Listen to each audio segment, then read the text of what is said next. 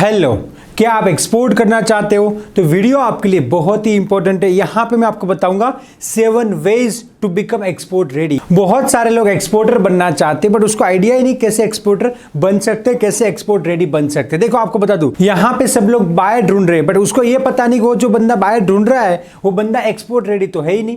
तो export ready कैसे बन सकता है? देखो आपको बता दूं, बायर आपको मिल जाएगा, इंक्वायरी आपको मिल जाएगी, उसके बाद आप क्या करोगे? क्योंकि बैकग्राउंड में तो कुछ है ही नहीं। बायर बोलेगा कि मुझे ये प्रोडक्ट चाहिए, इसका प्राइसिंग दीजिए। अब आपके पास प्राइसिंग है नहीं तो क्या हुआ? आप एक्सपोर्ट रेडी नहीं हो। आपके पास में भी प्रोडक्ट नहीं है, आपके पास में भी प्राइसिंग नहीं है, आपको पता नहीं है प्रोडक्ट फिजिबल है या नहीं है।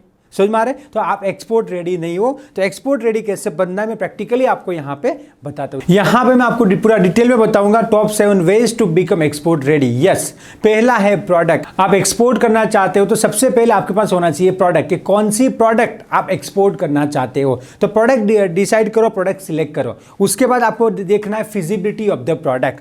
फिजिबिलिटी ऑफ द प्रोडक्ट यहां पे क्या होता है? देखो लोग मार्केटिंग करते हैं कि मैं एक प्रोडक्ट पे एक्सपोर्ट करना चाहता हूं, इंक्वायरी भी आ जाती है। मैं आपको प्रैक्टिकली एग्जांपल के साथ सारा चीज बताऊंगा। उसके बाद फिजिबल है कि नहीं है वो प्रोडक्ट, वो भी आपको देखना पड़ेगा। यहां पे मैं आपको प्रैक्टिकल एग्जांपल के साथ बताता हूं। देखिए मेरा कॉटन बैग में एक्सपोर्ट में काम है, कॉटन का जो बैग बनता है उसका एक्सपोर्ट का काम है। उसके साथ मैंने क्या किया कि देखो अभी क्या है, इको फ्रेंडली प्रोडक्ट का जो डिमांड बढ़ रहा है, कॉटन बैग या जूट बैग। तो देखो कॉटन बैग तो गुजरात में मिल जाएंगे और यहां पे मिलती है, मेरे स्टूडेंट का ही मैन्युफैक्चरिंग का फैक्ट्री है तो वो तो मेरे को यहां पे मिल जाएगी। अब मैंने क्या किया, मार्केटिंग किया जूट बैग का। इंक्वायरी आ गई कि भाई 10,000 जूट बैग चाहिए, kindly give me the CI price, New York का प्राइस दे दीजिए सीआई। अब इंक्वायरी तो आ गई। देखो मैं आपको प्रैक्टिकल कौन सी बैग है वो भी बताता हूं। देखिए मैं खुद ये जूट बैग, इसकी मैं बात कर रहा हूं, ये बैग की इंक्वायरी आ गई।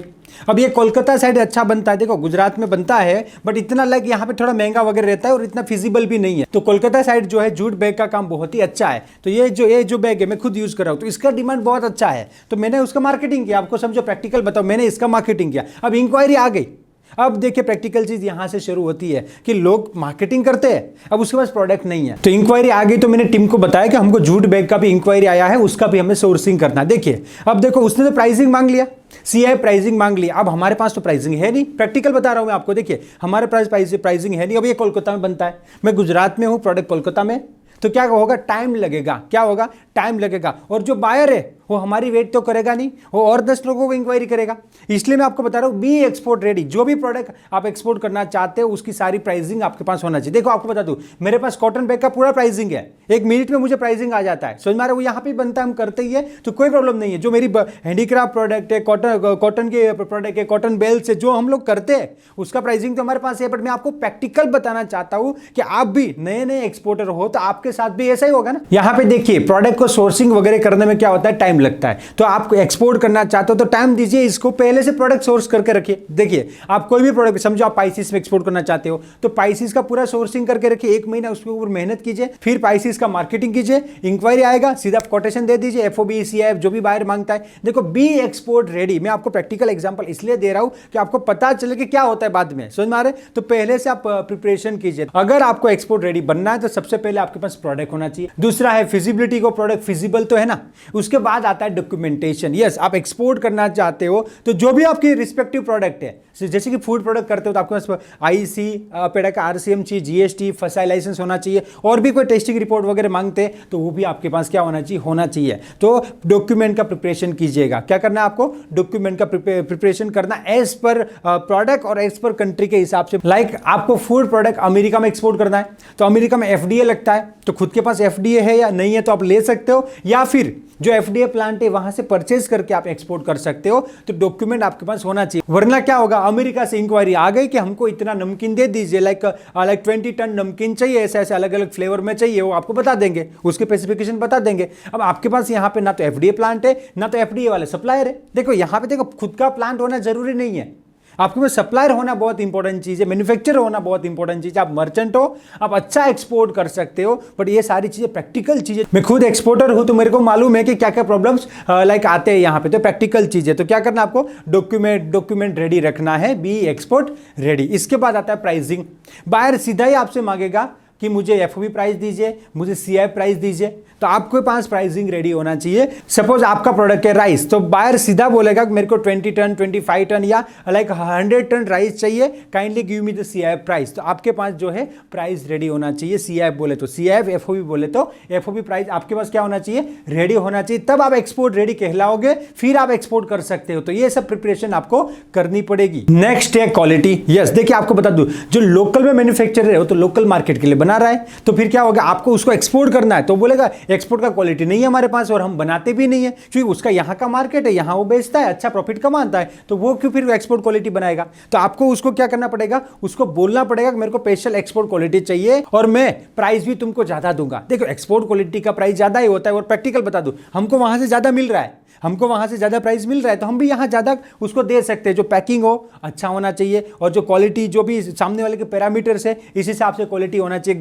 चाहे गारमेंट्स हो, चाहे फूड हो, केमिकल्स हो, हैंडीक्राफ्ट हो, जो भी चीजें हो वो अच्छी होनी चाहिए क्वालिटी वाली। तो इंडिया से एक्सपोर्ट करना है तो थोड़ा क्वालिटी का भी देखना पड़ता है। देखिए प्रॉब्लम से उसका सोल्यूशन है, प्रॉब्लम आना चाहिए। क्वालिटी में सबसे इंपॉर्टेंट चीज है कि बाहर का जो स्पेसिफिकेशन है उस हिसाब से प्रोडक्ट होना चाहिए। आपको प्रैक्टिकली बताऊं, मुझे एक इंक्वायरी आया था टिश्यू पेपर का, तो मैं वहां से इंक्वायरी आया तो स्पेसिफिकेशन के हिसाब से मैंने मार्केट में सप्लायर को बोला कि मेरे को टिश्यू पेपर चाहिए। पहले बता दूं, वो टिश्यू पेपर का साइज था थोड़ा अलग था और 3 लेयर था। मैं आपको प्रैक्टिकली बताता हूं। देखिए यहां पे इंडिया में जो टिश्यू पेपर होते हैं, टिश्यू पेपर है मतलब 1 लेयर है, वो 3 लेयर का यूज करते थे। तो इंडिया में ऐसे बनाते और वो भी बनाते, बट वो क्या होता है, जो बड़ी बड़ी कंपनीज है वो बनाती है, और उसके लिए क्या चाहिए आपको, अगर स्पेशल 3 लेयर वाला टिश्यू चाहिए, मैंने इंक्वायरी किया था पूरा, सेंचुरी वगैरह जो बड़ी कंपनीज है वो बनाती है, समझ में बनाती है 3 लेयर वाला जो टिश्यू पेपर है, वो सप्लायर बना के तो देगा, मैन्युफैक्चर बना के तो देगा, बट उसके लिए बड़ा ऑर्डर होना चाहिए। और जो बायर है वो पहली बार हमसे मंगा रहा है, तो क्या होगा, वो बोलेगा मैं सैंपल ऑर्डर आपको दूंगा, आपका क्वालिटी वगैरह मैं चेक करूंगा, अच्छा लगा तो 2-3 कंटेनर 5 कंटेनर में आपसे मंगाऊंगा। समझ मारे, तो ये क्या होता है, पूरा वर्क करना पड़ता है, टाइम देना पड़ता है। समझ मारे, जब हम एक्सपोर्ट करते हैं तो सारे पैरामीटर्स को ध्यान में रखना होता है। नेक्स्ट आता है फाइनेंस। यस, देखिए आपको बता दूं, फाइनेंस की इतनी जरूरत नहीं रहती क्योंकि पेमेंट एडवांस में रहता है और वो डिपेंड है। देखो आपको क्रेडिट पे बिजनेस करना है तो आप क्रेडिट पे भी दे सकते हो, आपको एडवांस लेना है तो बायर को तो देना ही पड़ेगा। तो मोस्ट ऑफ पेमेंट जो है एडवांस रहता है, कोई प्रॉब्लम नहीं है। कई इंडस्ट्री में उधारी भी जाता है, मैं आपको बता दूं, वो इंडस्ट्री स्पेसिफिक होता है। बाकी जनरल इंडस्ट्री में देखो, अमेरिका में कोई हमारे चाचा मामा नहीं है जो हम उसे क्रेडिट में दे दे, समझ में आ रहा है। तो एक्सपोर्ट में एडवांस पेमेंट मिलता है तो इतना फाइनेंस नहीं चाहिए। फिर भी अगर आपको क्रेडिट में करना पड़ा है, 50% एडवांस है 50% क्रेडिट, आपको बिजनेस, देखो इसमें क्या है, आपको बिजनेस करना है तो करना भी पड़ेगा।